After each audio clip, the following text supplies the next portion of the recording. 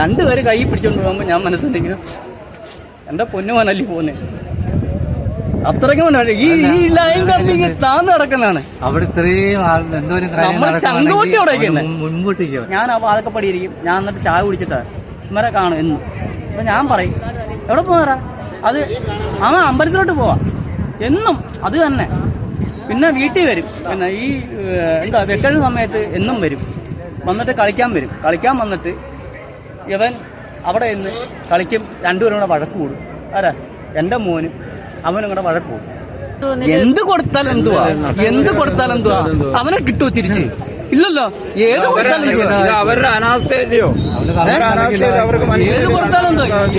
കൊടുത്താലും എന്തോ പൈസ കൊടുത്തിട്ട് വല്ല കാര്യമുണ്ടോ? പണം നമ്മളാ ഉണ്ടാക്കുന്നത്. പണം നമ്മളെ ജോലി ഉണ്ടാക്കുന്നത്. രണ്ട് പിള്ളേരെയും നോക്കാൻ വേണ്ടി അവള് ഗൾഫിൽ പോയത് 3-4 മാസമല്ല അവള് ഗൾഫിൽ പോയിട്ട്. ഇതാരാ ചെയ്ത? തൊട്ട് മേളിലാ താമസിക്കുന്നത് കോവൂർ കുഞ്ചുമോൻ. എന്താ അയാൾക്ക് അറിഞ്ഞൂടെ? ഈ ഒരു 100 മീറ്റർ അപ്പുറത്താ താമസിക്കുന്നത്. അയാൾക്കറിയാൻ വേറെ ഈ കാര്യം. ഈ സാമാനം ഇങ്ങനെ താന്ന് നടക്കുന്ന കയറാൻ പറ്റുമല്ലോ. ഇതൊക്കെ എന്നാണ് പരിഹരിക്കുക? ഇതൊരു ഗവൺമെന്റ് സ്കൂളാണ്, സർക്കാർ അംഗീകൃതമായിട്ടുള്ള സർക്കാരിന്റെ കീഴിലുള്ള സ്കൂൾ. ആ ഒരു സ്കൂളിന് പോലും ഇത്തരത്തിലുള്ള സുരക്ഷയാണ് എങ്കിൽ പിന്നെ എന്ത് ധൈര്യത്തിലാണ് വിദ്യാർത്ഥികളെ ഇത്തരത്തിൽ സ്കൂളുകളിലേക്ക് പറഞ്ഞു വിടുക എന്നുള്ളൊരു ചോദ്യം കൂടെ ഇവിടെ നിൽക്കുന്നുണ്ട്. പൊതുവിദ്യാഭ്യാസം ഇങ്ങനെ വളരെ ഉന്നതിയിൽ നിൽക്കുന്ന കാലഘട്ടത്തിൽ ഒരുപക്ഷെ ഈ സ്കൂൾ ഏറ്റവും ചെറിയ തരത്തിൽ നിൽക്കുന്നതായിട്ടായിരിക്കും മറ്റുള്ളവർ മനസ്സിലാക്കിയിട്ടുള്ളതും അതിൻ്റെ ഫിറ്റ്നസിനെയൊക്കെ സംബന്ധിച്ച്. അതിനെക്കുറിച്ചൊന്നും ഞാൻ പറയുന്നില്ല. നമസ്കാരം. ക്ലാസ് മുറിയിൽ നിന്ന് കളിച്ചുകൊണ്ടിരിക്കുമ്പോൾ ഉണ്ടായ അപകടം, അതിന്റെ ഭാഗമായിട്ട് മരണപ്പെട്ട മിഥുൻ. ആ ഒരു മിഥുന്റെ സ്കൂൾ പരിസരത്താണ് നമ്മളിപ്പോഴുള്ളത്. ആ അപകട പരിസരത്ത് തന്നെയാണുള്ളത്. അതായത് അനധികൃതമായിട്ട് കിട്ടിയിട്ടുള്ള സ്കൂൾ ഷെഡും അതിന്റെ മുകളിലുള്ള ആ വയറും ലൈൻ കമ്പിയും അതിന്റെ അടുത്ത് തന്നെയാണ് നമ്മളുള്ളത്. ഇവിടെയാണ് അനധികൃതമായിട്ട് അവർ സ്കൂൾ സൈക്കിൾ ഷെഡ് കെട്ടിയിരുന്നത് എന്നാണ് പറയുന്നത്. ഈ കാണുന്ന വയറുകളിലാണ് മിഥുൻ പിടിച്ചത്. നമുക്ക് മിഥുന്റെ ക്ലാസ് കണ്ടാൽ തന്നെ മനസ്സിലാകും ഇവിടെ എത്രമാത്രം അനാസ്ഥകളാണ് സംഭവിച്ചുകൊണ്ടിരിക്കുന്നത് എന്ന്. എത്രമാത്രം ന്യായീകരണങ്ങൾ നടത്തിയാലും അത് ഒരിക്കലും ന്യായീകരണമായി മാറാത്ത ഒരവസ്ഥ തന്നെയാണ് എന്ന് ആ വിഷ്വൽ കാണുമ്പോൾ തന്നെ കൃത്യമായിട്ട് മനസ്സിലാകും. ഇവിടെ ഇപ്പോൾ ഈ കാണുന്ന ഈ ഷെഡ് അത് സ്കൂൾ കുട്ടികൾക്ക് താൽക്കാലികമായിട്ട് സൈക്കിളൊക്കെ നിർത്തിയിടാൻ വേണ്ടിയാണ് ആ സ്കൂൾ അധികൃതർ കെട്ടിയതെന്നാണ് റിപ്പോർട്ട്. പക്ഷേ അത് അങ്ങനെ കെട്ടുമ്പോൾ അതിന്റെ തൊട്ടു മുകളിൽ തന്നെ ഈ വയർ കമ്പി ഉണ്ട് എന്നതാണ് ഏറ്റവും വലിയ ഗുരുതരമായിട്ടുള്ള വിഷയം. ഈ വിഷയത്തിൽ കൃത്യമായി ഇടപെട്ട് ഒന്നുകിൽ ഷെഡ് മാറ്റുക അല്ലെങ്കിൽ ഈ വയർ ആ ലൈൻ മാറ്റുക എന്നുള്ളതായിരുന്നു പരിഹാരം. ആ ഒരു പരിഹാരത്തിന് വേണ്ടി അധികൃതർ താമസം കാണിച്ചതാണ് ഇത്തരത്തിൽ ഗുരുതരമായിട്ടുള്ള ഒരു അപകടത്തിന് കാരണമായി മാറിയിരിക്കുന്നത്. ഇപ്പോൾ തന്നെ ന്യായീകരണങ്ങൾ ഒരുപാട് ഉണ്ട്. നമ്മുടെ മുഖ്യമന്ത്രി പിണറായി വിജയൻ ഈ ഒരു വിഷയത്തിൽ സങ്കടമുണ്ട്, ദുഃഖമുണ്ട് എന്ന് മാത്രമുള്ള ഒരു ഒറ്റവാക്കിൽ ഒതുക്കിയപ്പോൾ മറുവശത്ത് വിദ്യാഭ്യാസ മന്ത്രി വി ശിവൻകുട്ടി അദ്ദേഹത്തിന്റെ ഒരു ന്യായീകരണമാണ് നമ്മൾ ഏറ്റവും കൂടുതൽ ആളുകളെ ഞെട്ടിച്ചിട്ടുള്ളത്. അതുമാത്രമല്ല, നമുക്ക് ഈ സ്കൂളിന്റെ പരിസരത്ത് പല ഭാഗത്തും ഇത്തരത്തിൽ ഗുരുതരമായിട്ടുള്ള വിഷയങ്ങളാണ് കാണാൻ പറ്റുന്നത്. നമുക്ക് നോക്കിയാൽ മനസ്സിലാകും, ഒരു മരം സ്കൂളിന്റെ മുകളിലേക്ക് ചരിഞ്ഞു കിടക്കുകയാണ്. അത് മരം ചെരിഞ്ഞു കിടക്കുന്നു എന്ന് മാത്രമല്ല, അത് വയർ കമ്പിൽ തട്ടിക്കൊണ്ടാണ് സ്കൂളിന്റെ മേൽക്കൂരയിലേക്ക് നിൽക്കുന്നത് എന്നുള്ളതാണ്. അതായത് ഇന്ന് മിഥുനാണ് ഒരു അപകടം പറ്റിയതെങ്കിൽ നാളെ മറ്റൊരു കുട്ടിക്ക് ഷോക്ക് ഏൽക്കാനുള്ള എല്ലാ സാഹചര്യവും ഈ സ്കൂളിന്റെ ചുറ്റിലും ഉണ്ട് എന്ന് തന്നെയാണ് വ്യക്തമാകുന്നത്. ഇതൊക്കെ എന്നാണ് പരിഹരിക്കുക? ഇതൊരു ഗവൺമെന്റ് സ്കൂളാണ്, സർക്കാർ അംഗീകൃതമായിട്ടുള്ള സർക്കാരിന്റെ കീഴിലുള്ള സ്കൂൾ. ആ ഒരു സ്കൂളിന് പോലും ഇത്തരത്തിലുള്ള സുരക്ഷയാണ് എങ്കിൽ പിന്നെ എന്ത് ധൈര്യത്തിലാണ് വിദ്യാർത്ഥികളെ ഇത്തരത്തിൽ സ്കൂളുകളിലേക്ക് പറഞ്ഞു വിടുക എന്നുള്ളൊരു ചോദ്യം കൂടെ ഇവിടെ നിൽക്കുന്നുണ്ട്. മിഥുന്റെ ക്ലാസ് നമ്മൾ പരിശോധിക്കുമ്പോൾ അത് ഏറ്റവും വലിയ ശോചനീയമായ അവസ്ഥയിലാണ് നിൽക്കുന്നത് എന്നുള്ളതാണ്. അതായത് മിഥുന്റെ ക്ലാസ്സിൽ ഡെസ്കും ബെഞ്ചും ഒക്കെ പൊട്ടിപ്പൊളിഞ്ഞ നിലയിലാണ്. അത് കണ്ടു നിൽക്കുന്ന അല്ലെങ്കിൽ മിഥുന്റെ ഈ ഒരു അവസ്ഥയെ അത് ദുഃഖത്തിൽ പങ്കുചേരാൻ വന്ന നിരവധി ആളുകൾ പറയുന്നത് അവര് പഠിച്ച കാലത്തുള്ള ബെഞ്ചും ഡെസ്കുമാണ് അവിടെ ഉള്ളത് എന്നുള്ളത്. അതായത് 10-40ഓളം പ്രായം വരുന്ന ആളുകളാണ് അതിനു ചുറ്റും ഉണ്ടായിരുന്നത്. അവർ പറയുന്നത് അവര് പഠിച്ചുകൊണ്ടിരുന്ന കാലത്തുള്ള ബെഞ്ചും ഡെസ്കുമാണ് മിഥുന്റെ ക്ലാസ്സിൽ ഇപ്പോഴും ഉള്ളത് എന്നുള്ളതാണ്.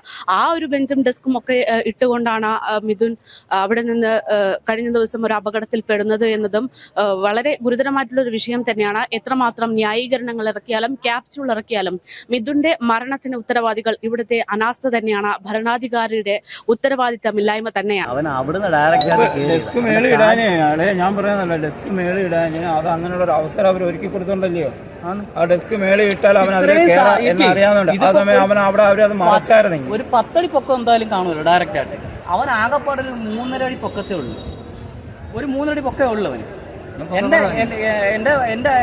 എൻ്റെ മോന് 15 വയസ്സുണ്ട്, അവന് 13 വയസ്സ്, അവൻ 8 പഠിക്കുക. എൻ്റെ മോൻ 10 ഇപ്പം ആയത്. അവൻ മൈനാപ്പള്ളി സ്കൂളിലാണ് പഠിക്കുന്നത്.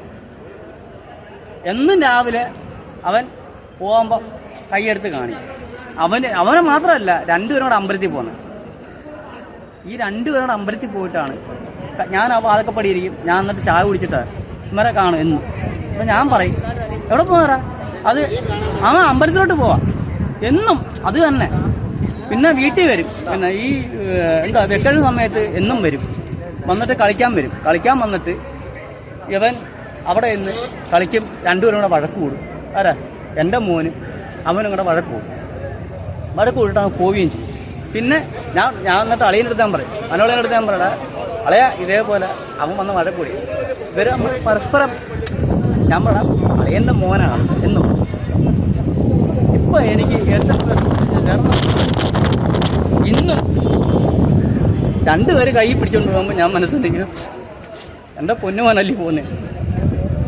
അത്രയ്ക്കും ഈ ലൈൻ കമ്പിക്ക് താന്ന് കിടക്കുന്നതാണ്. അവിടെ ഇത്രയും എന്തോരം മുൻകൂട്ടിക്കവൻ അവിടെ എന്ത് കാര്യമുണ്ട്? ഈ അമ്പലത്തിലായാലും വീട്ടിലായാലും എന്ത് കാര്യമുണ്ട്? അവന് 10 പിള്ളേരുണ്ട് അവിടെ എല്ലാരും കൂടെ. ചേട്ടാ, മന്ത്രി പറഞ്ഞൊരു വാക്കുണ്ട്, അതായത് നഷ്ടപരിഹാരമൊക്കെ കൊടുത്തു. എന്ത് കൊടുത്താലും എന്തുവാ അവനെ കിട്ടുമോ തിരിച്ച്? ഇല്ലല്ലോ. അവരുടെ അനാസ്ഥയോ?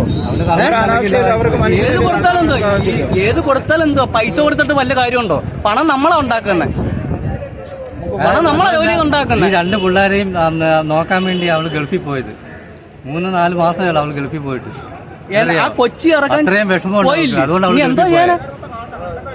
13 വയസ്സ് പോയെ. ഈ ഭൂമിയിൽ അവ പോയി. ഇതാണ് ഇതാരാ ചെയ്താരാ? തൊട്ട് മേളിലാ താമസിക്കുന്നത് കോവൂർ കുഞ്ചുമോൻ. എന്താ അയാൾക്ക് അറിഞ്ഞൂടെ? ഈ ഒരു 100 മീറ്റർ അപ്പുറത്താ താമസിക്കുന്നത്. അയാൾക്കറിയാൻ വേറെ ഈ കാര്യം, ഈ സാമാനം ഇങ്ങനെ താന്ന് നടക്കുന്ന കാര്യം. എന്നാ ഇല്ലൊക്കെ കയറാൻ പറ്റുമല്ലോ. എന്താ അവര് ചെയ്യാറുണ്ട്? വേറെ ഒന്നും വേണ്ടായിരുന്നല്ലോ. മിഥുൻ മരണപ്പെട്ടതിന് ശേഷം ആ ഒരു സ്കൂളും ആ സ്കൂളിന്റെ സമീപ പ്രദേശത്തുള്ള ബിൽഡിങ്ങും ഇതൊക്കെയായിട്ട് ബന്ധപ്പെട്ട് ചില റിപ്പോർട്ടുകൾ പുറത്തു വന്നിരുന്നു. അതായത് പേപ്പറിൽ ഫിറ്റ്നസിന്റെ കാര്യം നോക്കുമ്പോൾ പെർഫെക്റ്റ് ആയിട്ടുള്ള ഒരു വിഷയമാണ്. പക്ഷേ ആ ഒരു സംഭവം നേരിട്ട് അറിയുന്ന ആള്, സമീപവാസി, എഴുത്തുകാരനൊക്കെ ആയിട്ടുള്ള ഒരു ചേട്ടൻ നമ്മളോടൊപ്പം ഉണ്ട്. ചേട്ടാ, പേരെങ്ങനെയാണ്? എൻ്റെ പേര് കുരീപ്പുഴ ഫ്രാൻസിസ് എന്നാണ്. മിഥുൻ പഠിക്കുന്ന സ്കൂളിന്റെ തൊട്ടിപ്പുറത്ത് താഴെയുള്ള വാത്സല്യം എന്ന് പറഞ്ഞ വീടാണ് എനിക്കുള്ളത്. പിന്നെ സംഭവിച്ചത് നിർഭാഗ്യകരം. പിന്നെ ഇത് ആരെയും പഴിചാരിയിട്ട് ഒരർത്ഥമില്ല. മാനുഷികമായ കാര്യങ്ങളിലൂടെ ഇത് മുന്നോട്ട് പോകാനേ ഇനി നമുക്ക് സാധിക്കത്തുള്ളൂ. കാരണം ഒരു കലാകാരനെ, ഒരു കായിക പ്രേമിയൊക്കെയാണ് നമുക്ക് നഷ്ടപ്പെട്ടത്.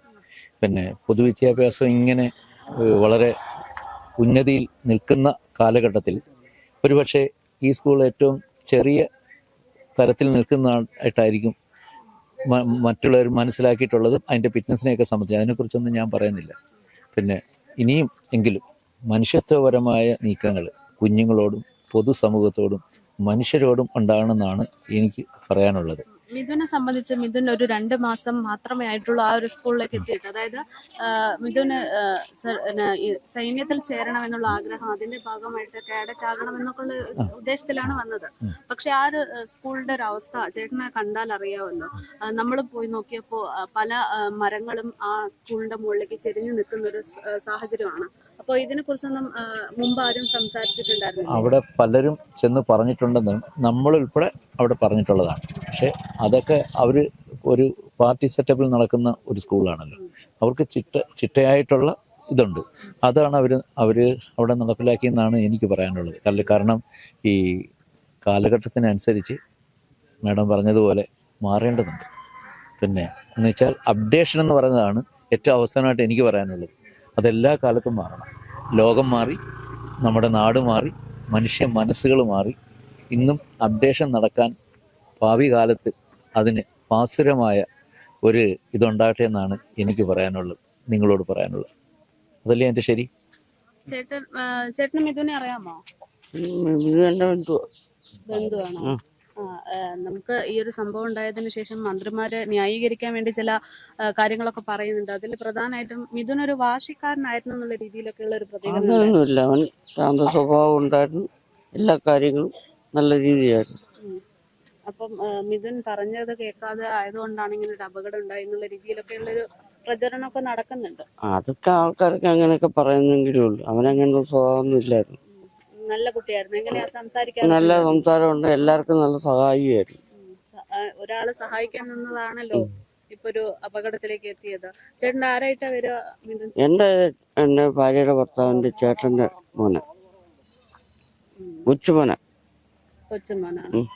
അപ്പം മന്ത്രിമാര് പറയുന്ന കാര്യങ്ങളൊക്കെ ഈ വിഷയത്തിൽ അറിയുന്നുണ്ടോ? വിദ്യാഭ്യാസ മന്ത്രിയൊക്കെ പറഞ്ഞ കാര്യങ്ങൾ അറിഞ്ഞ അവരാരും തിരക്കുന്നൊന്നും ഇല്ലല്ലോ, ഇതൊന്നും തിരക്കാനൊന്നും വരുന്നൊന്നുമില്ല കാര്യങ്ങളൊന്നും. അവർക്ക് ധനസഹായമൊക്കെ നൽകുന്നുണ്ട്, അത് മതി, പ്രതിഷേധമൊന്നും വേണ്ട എന്നുള്ള രീതിയിലൊക്കെ ഒരു പ്രതികരണം നടന്നായിരുന്നു. അതിനെപ്പറ്റി നമുക്കറിയത്തില്ലെങ്കിലും ഞാൻ പറഞ്ഞു, എന്റെ കൊച്ചിന്റെ കാര്യമുള്ളൂ ഞാൻ പറയുന്നത്. പക്ഷെ അവന് നിഷ്പക്ഷമായിരുന്നു, അവൻ ശാന്ത സ്വഭാവമായിരുന്നു, അവന് കാര്യങ്ങളെല്ലാം അറിയാം എന്നുള്ള രീതി. അവൻ എടുച്ചാട്ടക്കാരനുമായിരുന്നു എന്ന് പറയാനും പറ്റത്തില്ല. എല്ലാരും പറയുന്നത് എടുച്ചാട്ടക്കാരനായിരുന്നു, അതൊന്നും നമുക്ക് പറയാൻ പറ്റത്തില്ല.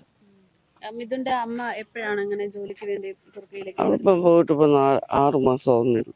നമ്മൾ ആ വീടും പരിസരമൊക്കെ കണ്ടു. എന്തായിരുന്നു ശരിക്കും ആ വീട്ടിലെ ഒരു സാഹചര്യം? പാവത്തുങ്ങളാ. അവനെ ആ പിള്ളേരെ വളർത്താൻ വേണ്ടിയുള്ള കാര്യത്തിനല്ലേ പോയേക്കുന്നു, അവിടെ പോയത്. അത് നമുക്കറിയാവുന്നതല്ലേ, നമ്മുടെ കുടുംബം, അത് എല്ലാ കാര്യങ്ങളും നമുക്കറിയാവുന്നത്.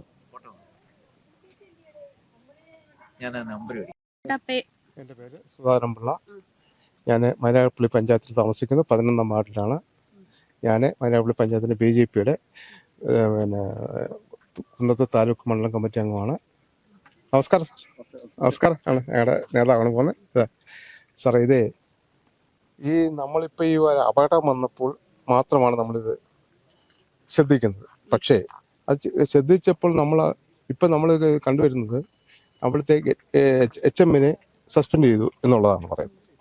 ആ സസ്പെൻഡ് ചെയ്യുന്നത് ശരിയല്ല. കാര്യം എന്താ വെച്ചാൽ അവിടുത്തെ മറ്റ് ഉദ്യോഗസ്ഥന്മാരുണ്ട്, അവരെ എല്ലാവർക്കും ഇലക്ട്രിസിറ്റി ബോർഡ്, പഞ്ചായത്ത്, അവർ മാനേജ്മെന്റ്, ഇതൊക്കെയല്ലേ അവർക്കുള്ള ഉത്തരവാദിത്തങ്ങൾ. അവരുടെ ഉത്തരവാദിത്തം കഴിച്ചിട്ടുള്ളൂ. അപ്പം അവരെ ഉൾപ്പെടുത്താതെ അവര് തടി ഊരി എടുത്തിട്ട് തീർച്ചയായിട്ടും ഒരു HMനെ മാത്രം സസ്പെൻഡ് ചെയ്യുക എന്ന് പറയുന്നത് അതിനകത്ത് ശരിയായത്. അവരിപ്പോൾ അടുത്ത കാലത്താണ് HM അവിടെ വന്നത്. അപ്പം അവരെ ഒരിക്കലും നമ്മൾക്ക് കാണാൻ, നമ്മളെ ബന്ധുവൊന്നുമല്ല, നമ്മളൊക്കെ അറിയത്തുമില്ല. എങ്കിൽ തന്നെയും അവരെ ഒരു HMന്റെ ഉത്തരവാദിത്തം ഉണ്ട്, തീർച്ചയായിട്ടും ഉത്തരവാദിത്തമുണ്ട്. പക്ഷെ ആ ഉത്തരവാദിത്തം അവർ നിറവേറ്റേണ്ടതാണ്, തീർച്ചയായിട്ടും ഉത്തരവാദിത്തം നിറവേറ്റേണ്ടത്. പക്ഷെ എങ്കിൽ തന്നെയും മാനേജ്മെന്റ് അല്ലേ തീർച്ചയായിട്ടും ഉത്തരവാദിത്തം ഉള്ളത്. മാനേജ്മെന്റ് എന്തുകൊണ്ട് ഇത് ചെയ്തില്ല? ഒരു ഷെഡുണ്ടാക്കി, ആ ഷെഡുണ്ടാക്കിയപ്പോൾ തീർച്ചയായിട്ടും അതിന്റെ മേളിൽ കയറി വേണമല്ലോ ആ സ്ക്രൂ ചെയ്യേണ്ടത്. അത് ചെയ്തില്ല. അത് എങ്ങനെ ചെയ്തു? ലൈൻ ഓഫ് ആക്കി ചെയ്തു, അത് അല്ലാതെ കയറി ഒന്ന് ചെയ്തു? നമ്മൾ മനസ്സിലാക്കേണ്ട കാര്യങ്ങളാണ്. തീർച്ചയായിട്ടും ഇത് ഒരിക്കലും നമുക്ക് അംഗീകരിക്കാൻ പറ്റത്തില്ല. തീർച്ചയായിട്ടും HSനെ നമ്മൾ ഹെഡ് മാസ്റ്ററിനെ ഒരിക്കലും നമ്മൾ സസ്പെൻഡിനകത്ത് നമുക്ക് അംഗീകരിക്കാൻ പറ്റത്തില്ല. കാരണം ഉത്തരവാദിത്തം എല്ലാവർക്കും ഉള്ളതാണ്. മാനേജ്മെന്റാണ് ഏറ്റവും കൂടുതൽ ഉത്തരവാദിത്തം ഉള്ളത്. തീർച്ചയായിട്ടും മാനേജ്മെന്റ് തന്നെയാണ് അതിൻ്റെ ഉത്തരവാദിത്തം വഹിക്കേണ്ടത്. പിന്നെ ഇലക്ട്രിസിറ്റി ബോർഡ്, അതുപോലെ പഞ്ചായത്ത്. ഇത് പഞ്ചായത്തല്ലേ ഇത് പെർമിഷൻ കൊടുത്തത്? എന്തുകൊണ്ട് കൊടുത്തു? പഞ്ചായത്ത് പെർമിഷൻ കൊടുത്തു. അപ്പോൾ അത് തീർച്ചയായിട്ടും അത് പഞ്ചായത്തിനെയും ഇലക്ട്രിസിറ്റി ബോർഡിനെയും മാനേജ്മെന്റിനെയാണ് നമ്മൾ ഇത് കേസിനകത്ത് ഉൾപ്പെടുത്തേണ്ടത്. അത് കഴിഞ്ഞിട്ട് വേണം HMനെ അത് ഉൾപ്പെടുത്തേണ്ടത്. HMനെ വേണം 6 മാസം ആണ് HM ആയിട്ട് എത്തിയിട്ടുള്ളത്. അപ്പോൾ ആ ടീച്ചർക്ക് തീർച്ചയായിട്ടും ടീച്ചർക്ക് അതിനെപ്പറ്റി ഒരു ഗ്രാഹ്യമുള്ള ആളല്ല തീർച്ചയായിട്ടും. അപ്പോൾ അതുകൊണ്ട് തീർച്ചയായിട്ടും വേണ്ടത് നമ്മൾ മാനേജ്മെന്റിനെതിരെയും ഇലക്ട്രിസിറ്റി ബോർഡിനെതിരെയും പഞ്ചായത്തിനുമാണ് നമ്മൾ ആദ്യം കേസെടുക്കേണ്ടത്. കേസെടുത്തിട്ട് വേണം തീർച്ചയായിട്ടും HMന് വേണ്ടി കേസെടുക്കേണ്ടത്. തീർച്ചയായിട്ടും തീർച്ചയായിട്ടും വിതിൻ എന്ന് പറയുന്ന ആ പയ്യൻ നല്ല നമ്മളൊരു നമ്മുടെ ഏറ്റവും പ്രിയപ്പെട്ട ഒരു മകനാണ് അദ്ദേഹം. തീർച്ചയായിട്ടും അദ്ദേഹം മറ്റു സ്കൂളിൽ പഠിച്ചിട്ട് ഇവിടെ സൈനിക സ്കൂളും ഇവിടെ ഇതൊക്കെ ഉണ്ടായതിൻ്റെ പേരിലാണ് തീർച്ചയായിട്ടും. അതുപോലെ തന്നെ പിന്നെ സ്കൂളിൽ വരാനുള്ള സൗകര്യങ്ങളും സ്കൂൾ ബസ്സും ഒക്കെ ഉണ്ടായതിൻ്റെ പേരിലാണ് തീർച്ചയായിട്ടും അദ്ദേഹം ആ സ്കൂളിലേക്ക് പ്രവേശനം നേടി വന്നത്. പക്ഷെ വന്നിട്ട് ഏതാണ്ട് 2 മാസം പോലും തികഞ്ഞില്ല. തീർച്ചയായിട്ടും അദ്ദേഹത്തിൻ്റെ ആ വേർപാടിനകത്ത് നമ്മൾ വളരെ ദുഃഖം രേഖപ്പെടുന്നു. ആ കുടുംബം എന്ന് പറയുന്നത് വളരെ നിങ്ങളൊക്കെ കണ്ടു കാണുമല്ലോ. ആ കുടുംബത്തിന് വളരെ ദുഃഖകരമായുള്ള കാര്യങ്ങളാണ്. തീർച്ചയായിട്ടും ആ കുടുംബത്തിന് വേണ്ടി നമ്മൾ എന്ത് കാര്യങ്ങൾ ചെയ്യാനും വേണ്ടി നമ്മൾ തയ്യാറായി നിൽക്കുന്ന ആളാണ് വ്യക്തിപരമായിട്ട്. തീർച്ചയായിട്ടും.